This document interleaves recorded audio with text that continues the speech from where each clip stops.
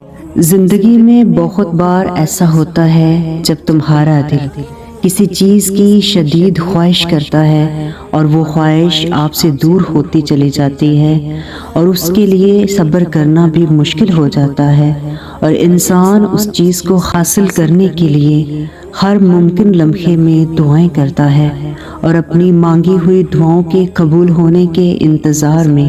بار بار اللہ سے ایک ہی دعا کرتا ہے، اور دعا کی قبولیت کے انتظار میں یہ بات بالکل بھول جاتا ہے کہ اللہ نے ہر چیز کو عطا کرنے کا ایک محسوس اور بہترین وقت مقرر کر رکھا ہے،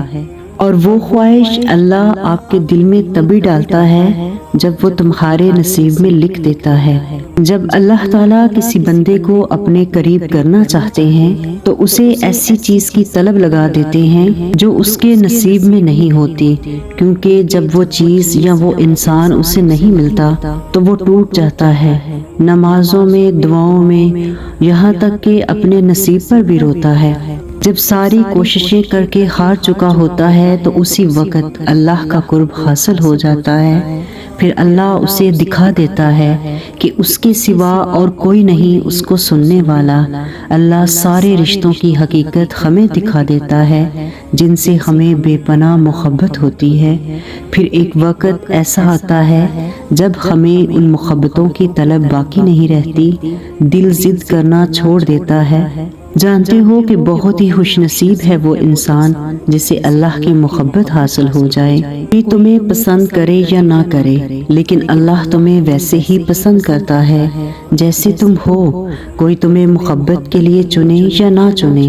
لیکن اللہ تمہیں اپنی محبت کے لیے چن لیتا ہے۔ تو بتاؤ اب کیا اللہ کی محبت کافی نہیں تمہارے لیے؟ کبھی آپ نے سوچا کہ آپ کو کسی چیز کی سب سے زیادہ خواہش کب ہوتی ہے؟ تب جب وہ چیز آپ کی دسترس میں نہیں ہوتی، تب آپ اس کو حاصل کرنے کی ہر ممکن کوشش کرتے ہیں، جب وہ چیز حاصل ہو جاتی ہے تو آپ بہت خوش بھی ہوتے ہیں، لیکن ہر خواہش پوری ہوتے ہی اس کی خوشی ماند کیوں پڑنے لگتی ہے اور اس کی جگہ کوئی اور خواہش کیوں لے لیتی ہے؟ وہ اس لیے کہ آپ کی زندگی میں مسلسل ہوتا آ رہا ہے، لیکن آپ کو سمجھ نہیں آ رہی کہ یہ زندگی کتنا بڑا دھوکہ ہے، کیونکہ اللہ قرآن میں فرماتا ہے، اور جان لو کہ نہیں ہے دنیا کی زندگی سوائے دل لگی اور ظاہری خوبصورتی کا نام۔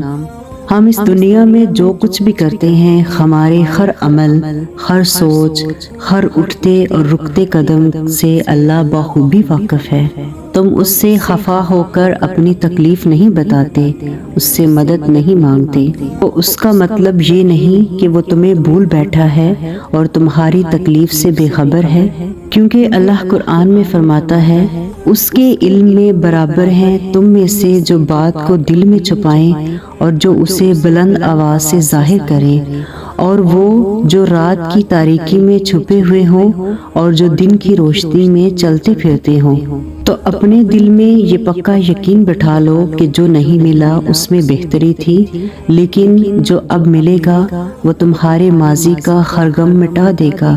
ہر تکلیف پر خوشیوں کی مرہم لگا دے گا، کیونکہ جب وہ تمہیں بہتر نہیں دیتا تو بہترین دیتا ہے، جو تمہاری اور میری سوچ سے بہت دور کی بات ہے۔ یہ دنیاوی محبتیں تو تمہاری آزمائش کرنے آتی ہیں کہ تم حقیقی محبت سے کتنے قریب ہو، اور جب تم صبر کے ساتھ اس کی رضا میں راضی رہتے ہو تو وہ بھی پھر تمہیں تمہاری من پسند چیز پلک جھپکتے واپس لوٹا دیتا ہے۔ اور یہ جو تم بار بار ہر کسی کے سامنے صبر اور ضبط کا واویلا کر رہے ہو، تو بتاؤ ذرا کیا تمہارا صبر زیادہ ہے یا صبر ایوب علیہ السلام کا؟ تم اس آزمائش کی گھڑی میں دنوں اور سالوں کا حساب رکھے ہوئے ہو، تو بتاؤ ذرا کیا تمہاری آزمائش طویل ہے یا حضرت یعقوب علیہ السلام کی، جب انہوں نے حضرت یوسف علیہ السلام سے جدائی کاٹی؟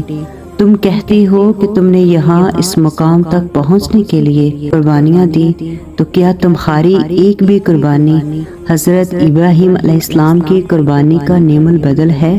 ہاں، ہر کہانی ویسے مکمل نہیں ہوتی جیسے ہم چاہتے ہیں، لیکن ویسے ضرور مکمل ہوتی ہے جس میں ہماری بہتری ہوتی ہے۔ یہ سب اس کی تقسیم ہے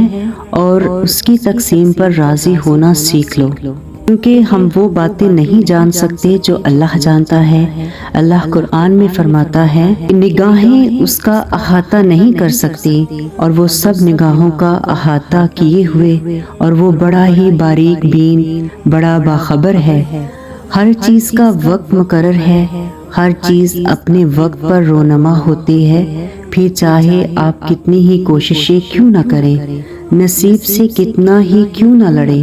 اللہ کے مقرر کردہ وقت سے پہلے کوئی واقعہ رونما نہیں ہو سکتا۔ یہی مسئلہ ہے کہ ہم انتظار نہیں کرتے اور بے سکون ہو جاتے ہیں، حالانکہ قرآن میں اللہ نے خود فرمایا ہے کہ ہر خبر کے واقعہ ہونے کا وقت مقرر ہے اور تم عنقریب جان لو گے۔ جو کوئی اللہ سے محبت کرتا ہے تو وہ دنیا کی محبت سے خالی نہیں رہتا، وہ غنی کر دیا جاتا ہے، مالا مال کر دیا جاتا ہے، اس جہاں کی محبتوں سے بھی اور اس جہاں کی محبتوں سے بھی۔ اگر خدا کی بتائی گئی حدود کو توڑ کر اس سے پھر بے سکونی کا کیوں شکوہ کرتے ہو؟ ان عارضی محبتوں کے لیے تو خوب لڑتے ہو، مگر خدا کی محبت کا تم ذرا بھی برم نہیں رکھتے، خود ہی ظلم کرتے ہو خود پر، پھر اپنی ہی لگائی ہوئی آگ میں عمر بھر جلتے ہو۔ اگر اللہ پر یقین ہے تو برا گمان کیوں رکھتے ہو؟ تم دعا تو کرتے ہو لیکن صبر کیوں نہیں کرتے؟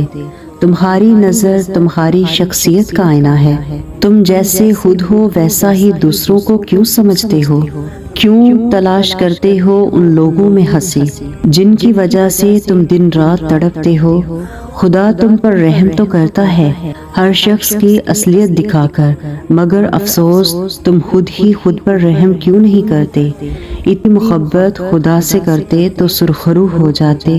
جتنی انسانوں سے کر کر واپس زمین پر آ گرتے ہو۔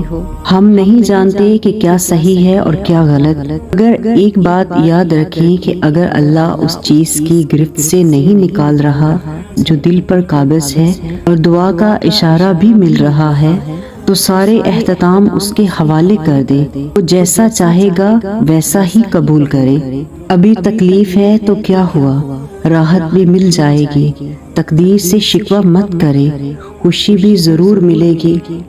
زندگی کی کچھ کہانیوں کا اختتام لا حاصل پہ ہوتا ہے، کچھ چیزوں کو نہ چاہتے ہوئے بھی چھوڑنا پڑتا ہے۔ کبھی کبھار ہم وہ چیزیں مانگ لیتے ہیں جو ہماری نہیں ہوتی، وہ ہماری زندگی میں بس آزمائش کے طور پر آتی ہیں، اور جو کہانیاں اللہ لا حاصل پر ختم کر دیتا ہے ان میں کتنی بڑی مصلحت ہوتی ہے یہ وقت سمجھا دیتا ہے۔ تو سنو اے چاند سے لوگو، وہ جو تمہارا رب ہے نا،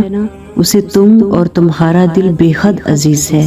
وہ تمہیں فقط تمہاری خواہش نہیں بلکہ تمہیں چاہتوں کا پورا جہان دینا چاہتا ہے۔ اپنے رب کی رحمت سے مایوس مت ہونا، یہ لوگوں کا بچھڑ جانا، یہ محبت کرنے والوں کا بدل جانا، یہ بظاہر تمہیں دردناک لگتا ہوگا نا، مگر وہ رب اپنے من پسند لوگوں کو محروم نہیں رکھتا،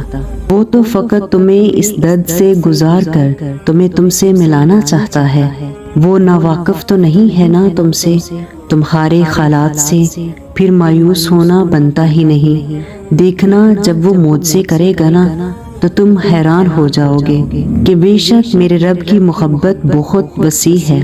اور جان جاؤ گے کہ جب وہ کن کہتا ہے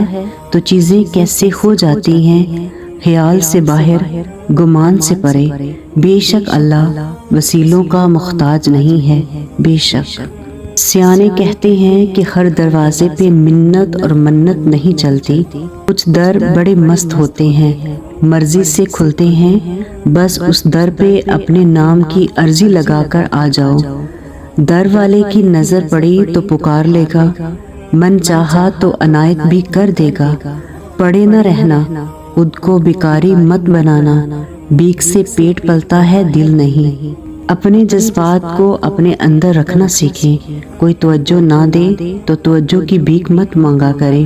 آپ کا رونا، آپ کا اداس ہونا اور آپ کی محبت اتنے غیر اہم نہیں ہیں کسی بھی انسان کے پیچھے ضائع کر دے۔ مانا کہ یہ تکلیف برداشت کرنا مشکل ہوتی ہے، مگر وقت کے ساتھ ساتھ سنبھل جاؤ گے۔ یہ زندگی بہت انمول ہے، اور خاص طور پر آپ اور آپ کی عزت نفس۔ اے میری اللہ، جب میں نفس کے بہکاوے میں آ کر تاریک راہوں کی مسافر بننے لگوں تو اپنے نور کی روشنی سے مجھے راہ ہدایت دکھانا۔ آمین ثم آمین۔